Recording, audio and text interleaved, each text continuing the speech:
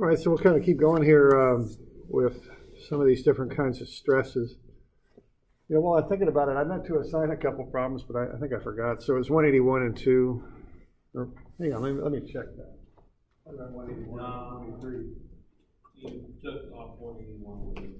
Yeah, I took them off. I meant to put them back on the day after, but I forgot. I think that's what I forgot. Why don't I just assign them now? It's 181 and 183.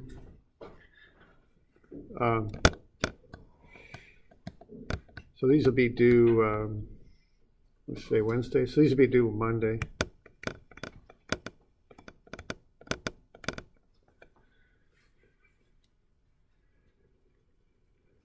And that's the 28th, I think. So anyway, just I want to do that before I forget again. So, and actually, I guess we haven't covered all the stuff for these, so that's okay. That I'm assigning them today.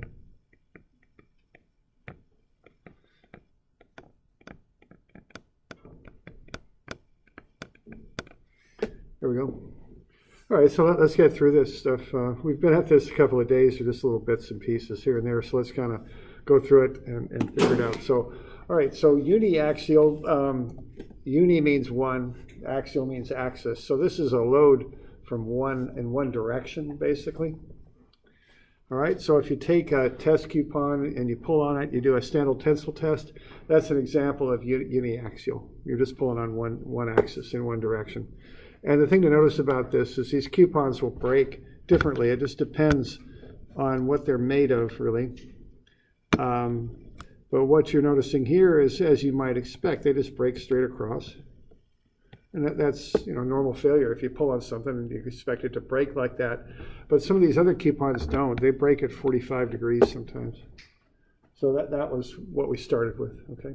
So this is something to think about a bit and investigate.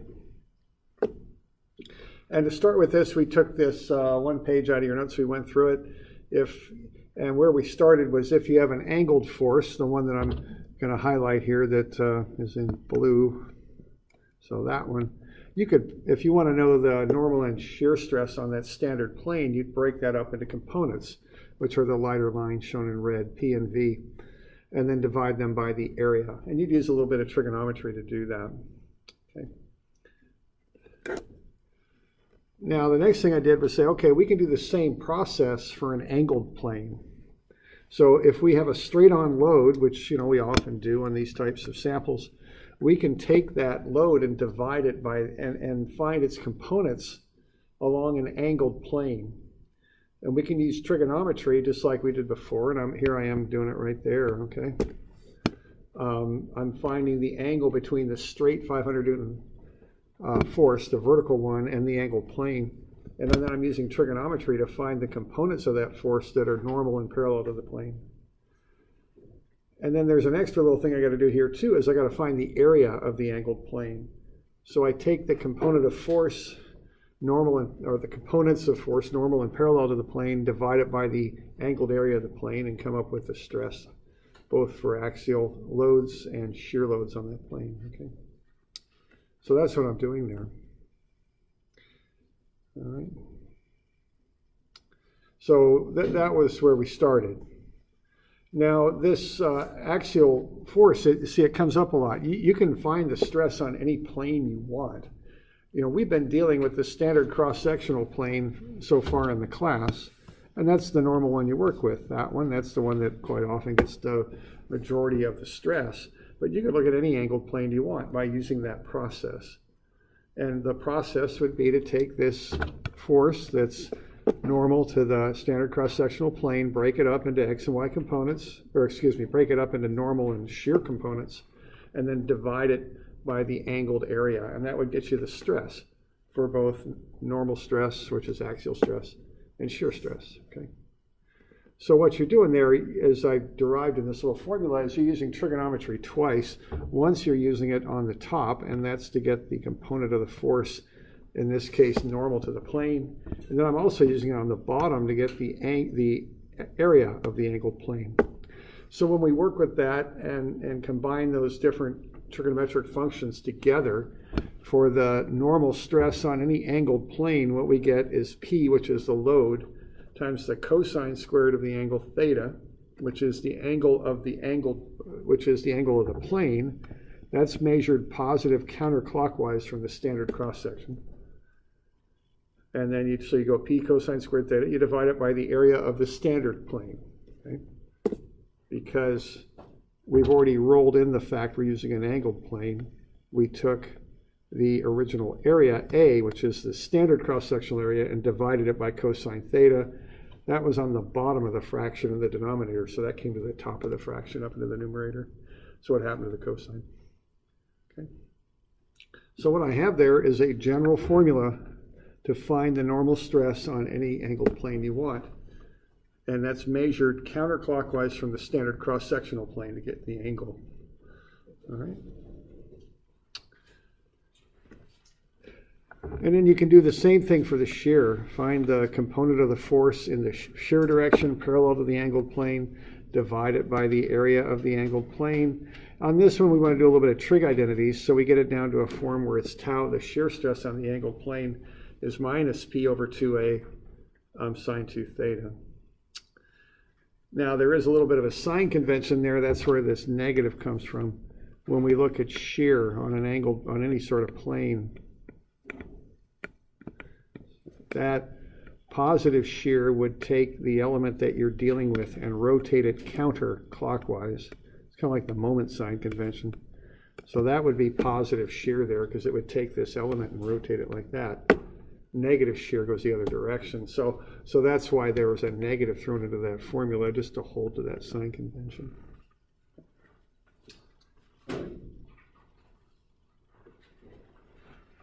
So we doing all right with that? So what we have there now are two formulas. So we got two formulas that will find for us the stress on an angled plane through an axially loaded bar is what we got.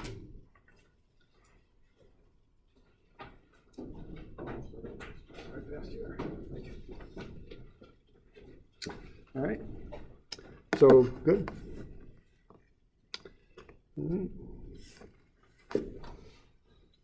Now the next little bit on that page is to find the maximum normal stress. So what you would do would be to take these general formulas. Sigma is p over a cosine squared theta. Tau is minus p over 2a sine 2 theta. And you would maximize them. So cosine theta, you've got a cosine squared theta term in there. So we want to maximize that. The only really variable we got in there is theta. See, P is the applied load, A is the standard cross-sectional area. They're just givens, they're things that we've got. We can get them pretty quick. The thing you would vary here to find sigma max is theta. So I want to set that to 1. I want cosine theta to equal 1. That'll maximize cosine squared theta. Now that occurs when theta is 0. That's measured from the standard cross-sectional plane. And when we work that out, sigma max then is p over a cosine of 0 squared, which is this p over a. And that happens 0 degrees from the standard cross-sectional plane, so that happens on the cross-sectional plane. Okay.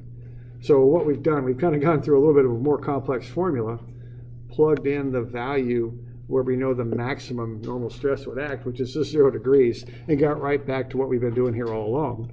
Sigma max is just p over a, and it happens on the standard cross-section. Okay, and that's really all that got to, all right? So we all right with that? Kind of a long way around, but we just got back to what we've been doing all along anyway, okay? Now the other thing we can do is take that theta equals 0 and plug it into that general shear stress formula, and we'll get minus p over 2a sine of 0. Sine of 0 is 0. So the shear stress on that standard cross-sectional plane is 0. Okay? There's no shear stress on that standard cross-sectional plane. So, and again, that stands to reason. I mean, if you just kind of have a bar here and you pull on it, you're not causing any shear stress on that plane. You're just pulling on it. You're not causing any sort of sliding action there. Okay. And it's always good when the equations kind of bear out common sense when you look at something. All right. Now we can do the same thing for to find where tau max is. Okay, our formula for tau generally in that bar for any angled plane from the standard cross-section there is minus p over 2a sine 2 theta. So we want to maximize sine 2 theta.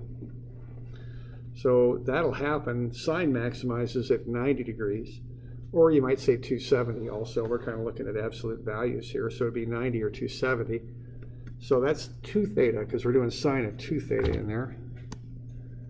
So if 2 theta is 90, theta is 45. If 2 theta is 270, theta is 135. All right. So if I plug in theta equals 45 into that equation, I get tau max is minus p over 2a sine of 90. Sine of 90 is 1. So that's just minus p over 2a. And if I plug in theta at 135, I'll get minus p over 2a sine of 270. That's p over 2a. So what I get there for tau max is it's plus or minus p over 2a in a bar. So it's half of what the maximum normal stress is. And that occurs on the 45 degree planes. Okay. So the maximum shear stress occurs at the 45 degree planes, which is theta equals 45 from the standard cross section, or theta equals 135 from the standard cross section. And it has a magnitude of p over 2a.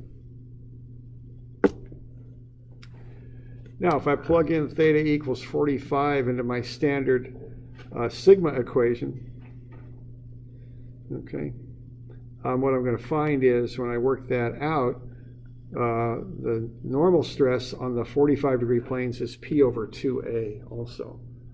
So if that happens to be tensile stress, let's say, so let's say I've got a bar like that, and I'm going to pull on it.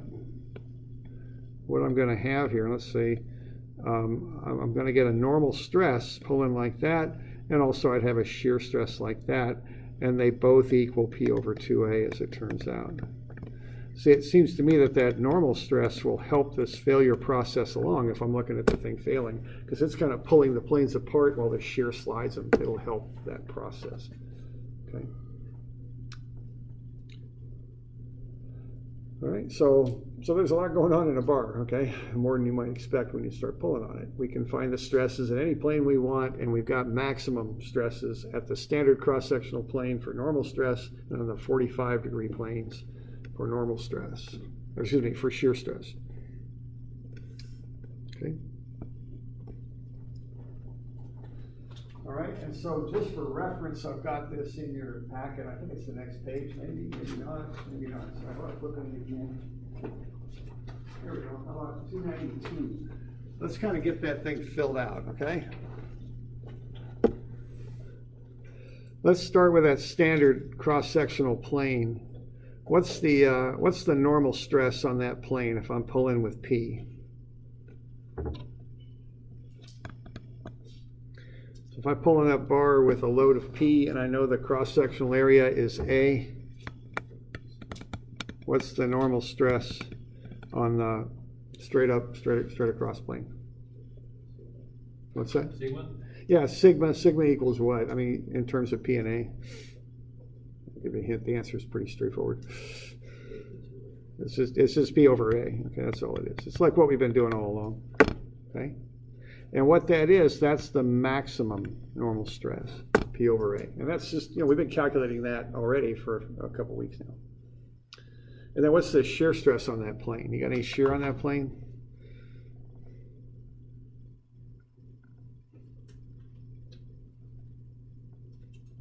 Yeah, you got no shear. Okay, zero. Zero's out. Okay. All right. Now, if we go up on, is everybody good with what I'm doing there? I just want you to get a nice kind of picture. I mean, we're kind of going all these formulas and all that, but let's get a little bit beyond that and just kind of look at the common sense of it, or just a nice picture, I guess you'd say. Okay, now on this plane up here, we're not pulling that direction, so we got no normal stress because we're pulling to the right. We don't got anything going up. It's all going to the right. See, a normal stress on that plane would pull up. We don't got such a thing, so that's zeros. There's no shear on that plane either, so that 90 degree plane is zero. Okay, so these are minimum stresses here when tau zeroes out, and that's the minimum normal stress too. And then on the plane halfway between, so if I got 45 degrees, that's where I've got tau max. And what, remember the magnitude of tau max? What's it? Yeah, it's P over, it's 2A. And so is the normal stress, okay? So there's a little diagram of kind of what you might call the critical stresses, principal stresses, whatever you want to call them, in an axially loaded bar. And there is kind of, it makes a little bit of sense here. Your maximum normal stress is on the straight-on cross-sectional plane. Your minimum normal stress is 90 degrees off of that. So halfway in between at 45, you've got the average normal stress. Okay, kind of makes sense to me. Also, the sliding action is maximized halfway in between. So that's tau max, P over 2A. And then you've got minimum shears where the maximum stress is, where the normal stress is maximum, and 90 degrees off of that. Okay, so it's kind of symmetrical in how all those things play out. Now we're going to use this later when we go to biaxial stress, so let's just kind of keep this stuff in mind. Okay.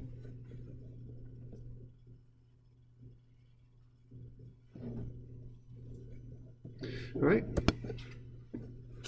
So if we take that and apply it to these coupons, what kind of failure do we got on the right? Notice the failure angle. So what is that? That's a shear failure, yeah, okay. How about the one on the left, right at straight across? That's axial, okay, or normal, whatever you want to call it, okay? Tensile, okay? So even though you're pulling straight on those bars, on the one on the right, it failed at 45. If you look at the lattice or the crystal, whatever you want to call it, of those atoms of the metal, they got a plane of weakness at 45. It went before the thing actually failed straight on. See, that plane of weakness had a shear failure early on.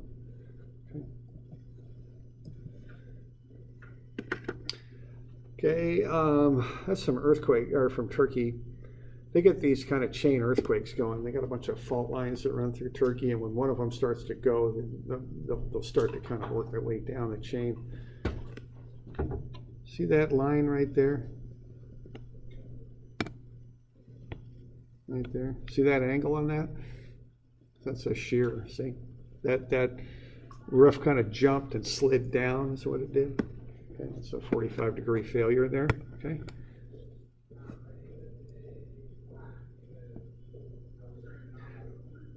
Okay, here, this one's a little muddy because, it's wood. It isn't really clean in how it fails. It's kind of a tensile failure to me, even though that 45 makes me a little suspicious there. That might have been a 45, a shear, but it's got, those grains. There might kind of been a plane of weakness there. It's hard to tell on that one for sure. Okay. Okay, I mean, that's compression, okay. But again, it's simple, but it's just crushing straight down. There's nothing going on at 45 or anything like that. It's just running right across. It's just getting crushed, okay? So that's on the standard cross-sectional plane. Okay. All right. So let's run some numbers here. So on 240, let's look at a couple questions here. So let's say we've got this bar and we're going to pull on it. Let's find the stress at that plane there. Now notice I'm measuring from the standard cross section counterclockwise 27. So what that angle is 27 degrees. That's the definition of that angle. You got to kind of keep that straight because you want to be sure that you're measuring it from the proper plane into the proper direction. So we want to find the shear stress for theta equals 27 and the normal stress for theta equals 27. And to do that, you just use the formula, okay? That's what we developed just a few minutes ago. You just plug in. I mean, that's really all there is to it.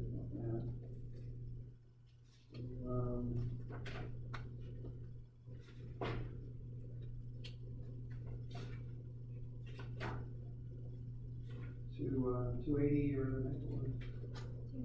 290.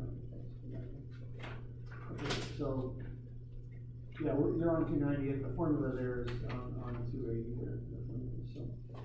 So we just plug them in, okay? The important thing there is theta is 27. So what I'm going to do, I'm just going to plug in to the general normal stress and shear stress formulas. Those are on your formula sheet too. And you just plug in and figure out what the stresses are. So what you do for the normal stress, you just plug into P over A cosine squared theta.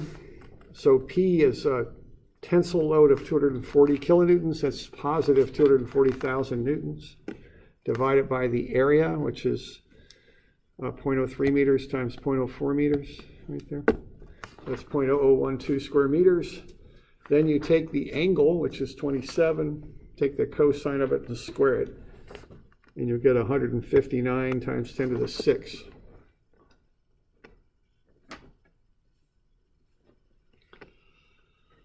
All right, and then to find the shear, you take minus P over 2A times sine of 2 theta. So minus 240,000 divided by 2 times the area of 0.0012 times the sine of twice 27, which is 54. And that's negative 80.9 megapascals. So on your formula sheet, I've got the formulas numbered.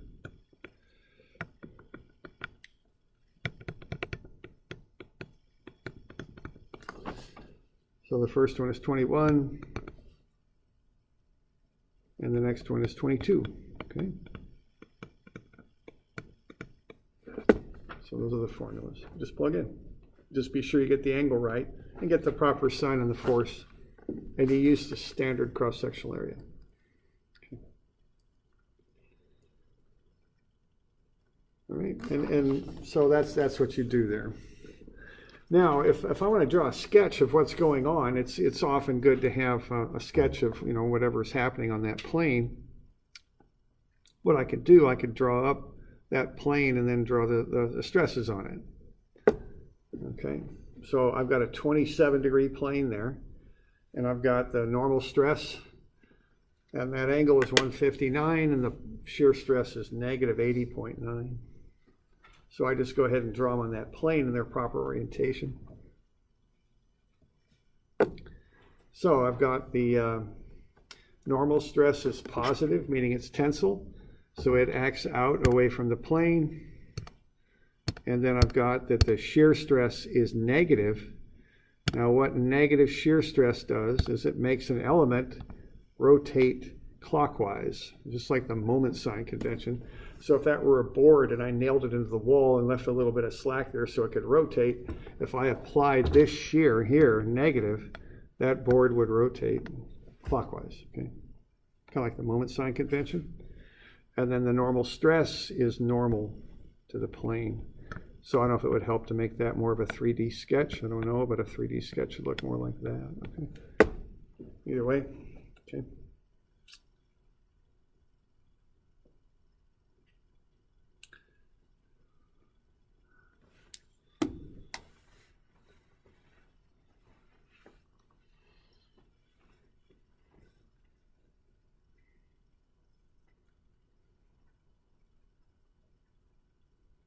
All right.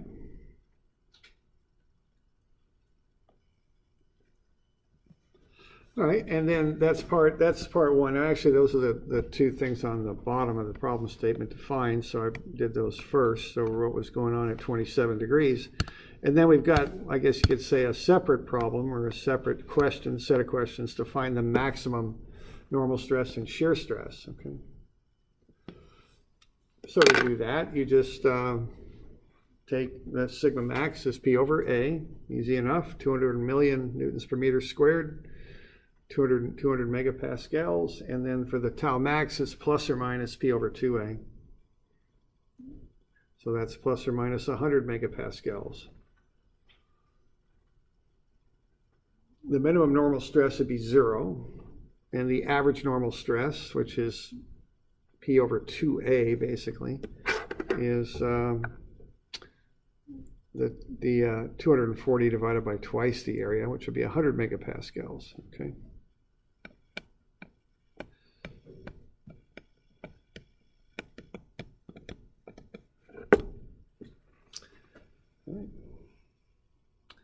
So you can find, so that's kind of two separate problems. You can find the stress on any plane you'd like, in this case the 27-degree plane, or you can find the max and minimum stresses too, if you want, on the bar. You might want to find the max and mins because that's what would cause failure. So if you're investigating whether or not the bar might fail, you'd be looking at those. Okay.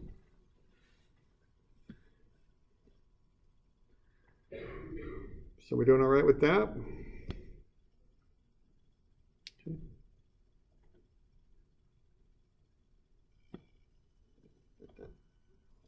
All right, now if I'm going to drop sketches of that, there are the three planes that I'm looking at, the standard cross-sectional plane, and then the two 45-degree planes.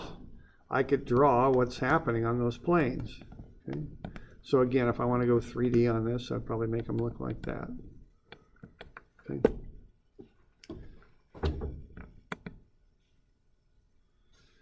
This one's going to be a little bit harder to get in there just right, but that's about the best I can do with it. All right, so what's going to happen on that top sketch is I'm just going to have that normal stress pulling out like that, and that's 200 megapascals. Okay, like so. Now on the other one, on the 45-degree plane, what I'm going to have is the shear stress on that plane is negative. See, it's going to pull down like that, pulling to the right to counteract the load to the left is what it's going to do.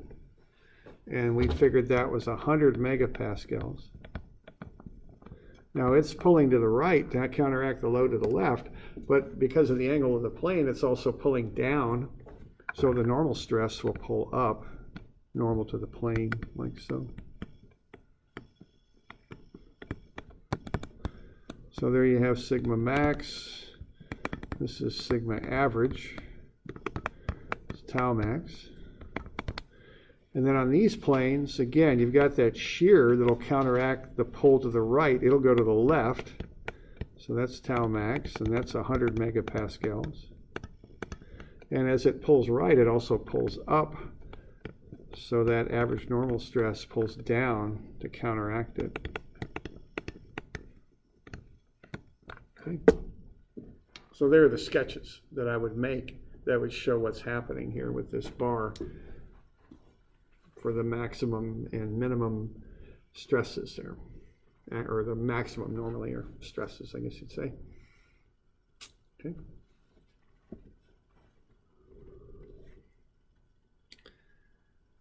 You all right with that? Okay.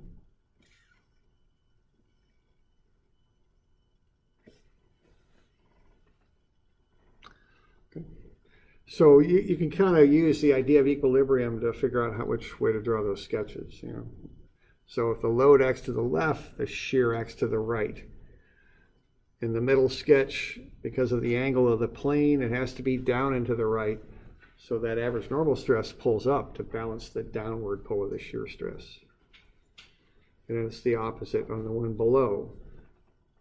Load to the left, shear to the right. With the angle, it pulls up. So the normal stress pulls down. Okay. If you could also find that by running numbers. Tau is minus P over 2A sine 2 theta. That's the general formula for the shear. So if I want to know what the shear is at 45 degrees, I plug 45 into that equation. So it's minus. The applied load is positive, so it'll be minus 240,000 over twice the area times the sine of 2 theta. The angle is 45, so that's sine of 90. So at 45, you get negative 100 megapascals, which is this one. If you pound a nail and nail that board to the wall, that shear stress, if you apply it, will swing around like that and make that thing rotate clockwise, so it's negative. Okay. And then you can do the same sort of thing there For tau 135, use the same formula, minus p over 2a sine 2 theta. So it's minus p 240,000 over twice the area times sine of twice 135, which is sine 270. That comes out to be positive 100 megapascals on the 135 plane. So that's doing that.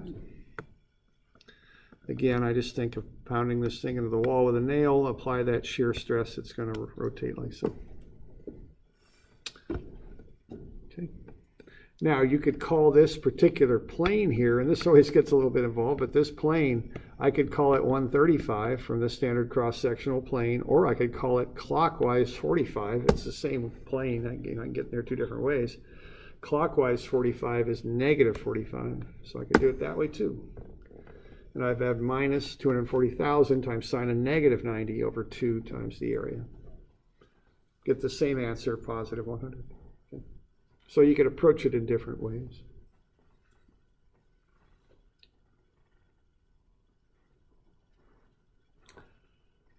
So we're doing all right with that? Any questions on that bit?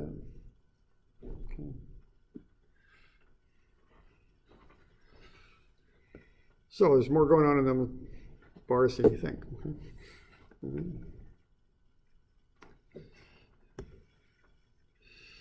All right. Now that's uniaxial loading. That's just taking a bar or something like that and just pulling on it. Now the other thing we've got is biaxial loading. Okay. Because a lot of the designs we do, like for a building like we're in, is based on two-dimensional loading. Okay. So if you're over at Benton Center and you walk up the stairs, you'll see, that old masonry brick is reinforced with steel. See, this plane is going to be under two-dimensional loading, depending on the forces in these two bars here and the forces up here. That's going to apply different stresses on that plate. Okay, this is called a gusset plate here. If you remember from statics, you might have done some truss analysis. I imagine you did. You've got these three different members, or 5 different members coming into that joint. They're in tension or compression if this is a straight truss.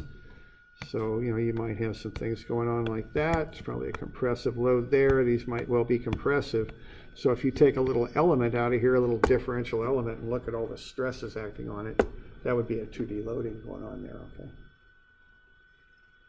All right, so when you do, a building that's squared up, you usually approach it 2D. Okay. So on page 300, let's take a little differential element out of that plate and look at it. Okay, we got all these different forces acting on it. We're based on an XY axis system there. Let's come up with some equations to find the normal and shear stresses. Okay. Now, when we do our basic design equations, which we'll get into later, we can find the stresses acting in the X and Y directions. Okay.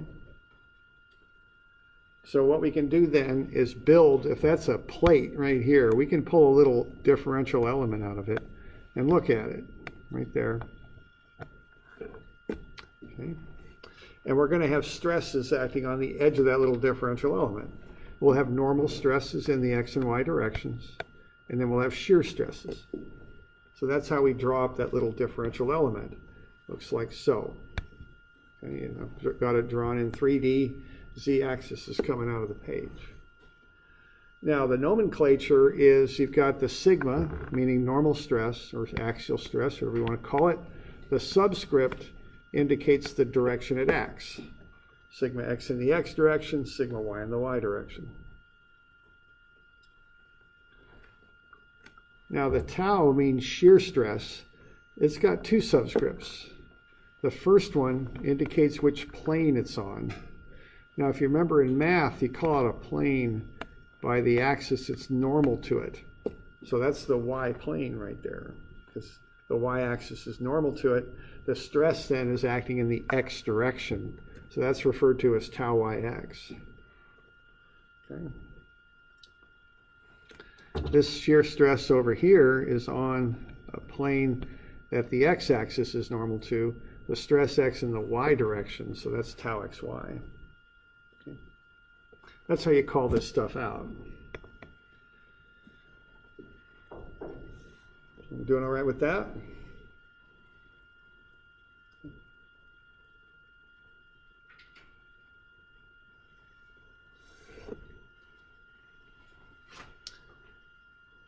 All right, now for normal stress, the sign conventions are pulling is positive tension, pushing in is negative compression. So there's the sign conventions for normal stress.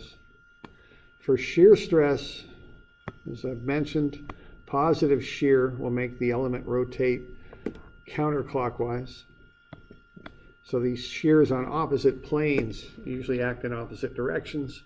They're kind of like couples, if you remember that from statics and how they affect that element. The top two would rotate it counterclockwise, positive. The bottom two would rotate it clockwise. Oops. The other clockwise. There we go, clockwise. And that's negative. Okay. So I think I've got a little example there. I've got a little element with normal stress and shear on it. Why don't you put the signs on sigma x, sigma y, tau xy, and tau yx, just for practice to be sure that you get that concept.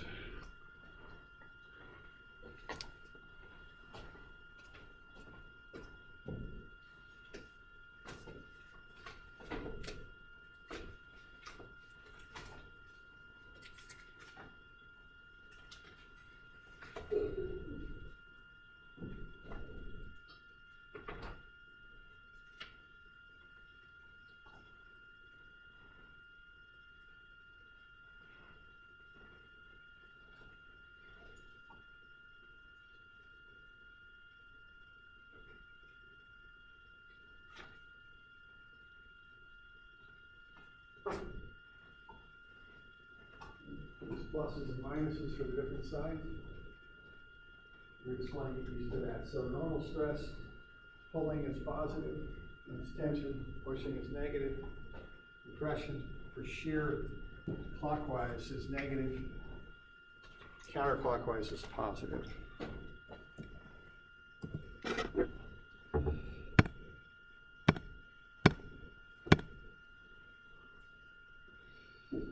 So sigma x looks pretty positive to me.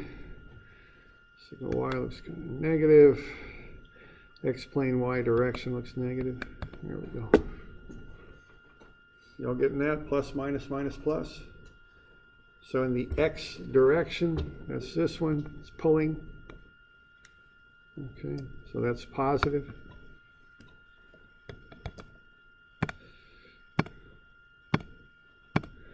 Okay, y direction, going that way, it's negative.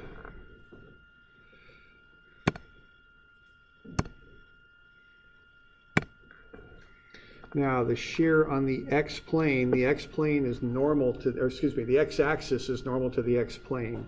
So the shear on the x-plane is that one. That's going to take that element and try and rotate it clockwise, so that gets a negative. And then the last one here is the shear on the y-plane. The y-axis is normal to the y-plane. That shear right there will try and take that element and rotate it counterclockwise, so that's a positive. Okay. So we want to know those sign conventions, get those figured out. I'm doing all right with that?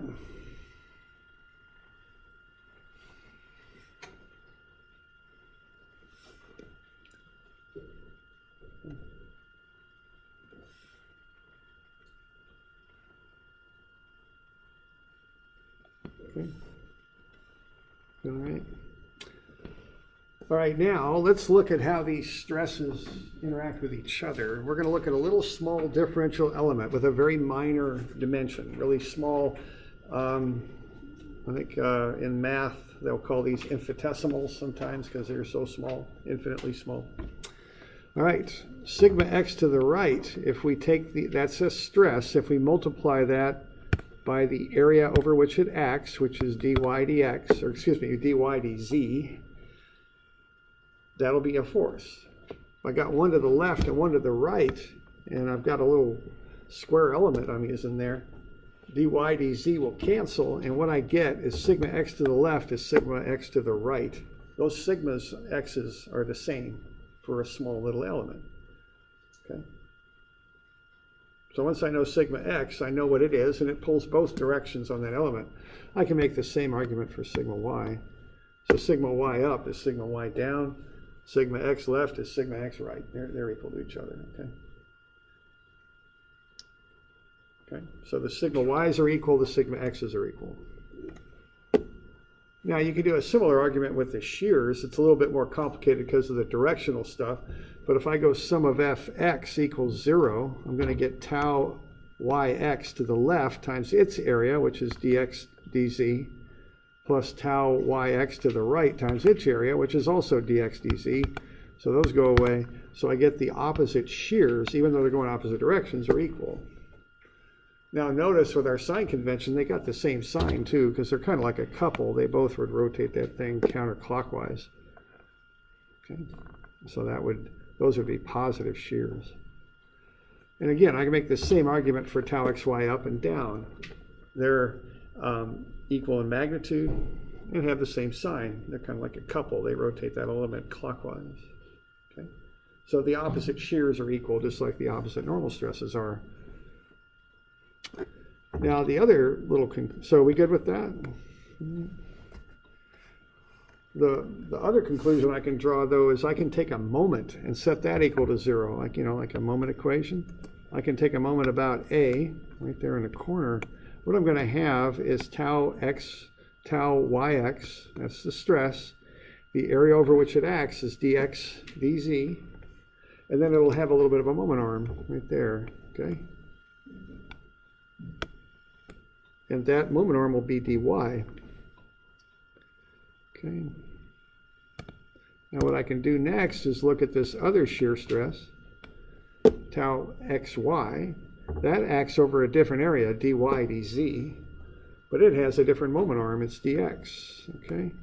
Now notice in both of these collections of differentials, I've got each one represented, dx, dy, dz. Even though they're different things, they still are the same 3 multiplied together. Okay. One of them, the area is dx dc, the other area is dy dc. One moment arm on the left, that's dy, the other one's dx, but they both end up being dx, dy, dz, so they cancel. So what I got are the shears on adjacent sides are equal too. So what I can conclude from that is all 4 shears are equal in magnitude. And they've got opposite signs, okay? So tau x, y, and tau yx are equal. They're going to have opposite signs, though. Okay. All right. So when we're looking at these little differential elements, like we're looking at, all the shearing stresses on an element are the same in magnitude. They're either going to be in one of 2 configurations.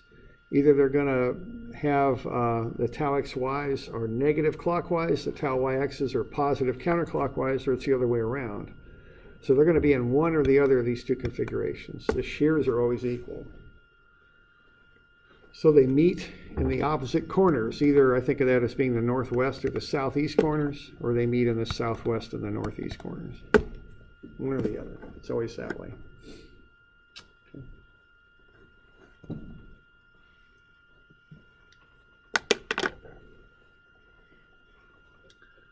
All right.